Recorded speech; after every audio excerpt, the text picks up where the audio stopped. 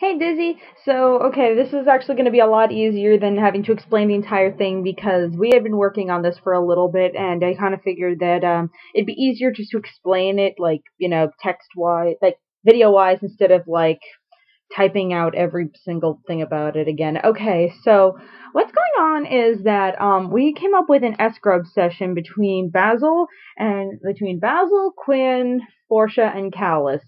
Callist and Basil are both trolls, are both subjugulator trolls who got kicked out of their SGRUB session that they were supposed to be a part of.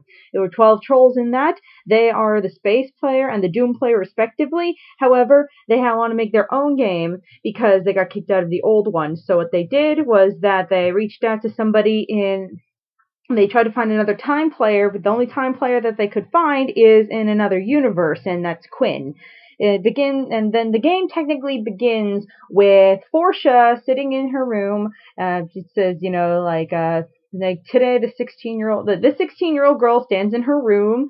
Today, like she's been alive for 16 years, but today she's finally be giving a name. Her name is Portia Small, and she gets a message from her friend Quinn, who says that she's been getting weird messages from weird people online who want to explain a game to her, and it's the SGRUB game. So what happens is that the four of them are all together going to be playing a game together. They're going to be playing this game that Quinn had heard about, that she knows as Esper, but over there they know it as SGRUB. And their version of the game is more hardcore, and it actually is going to be over the course of 3 days instead of just 1 day.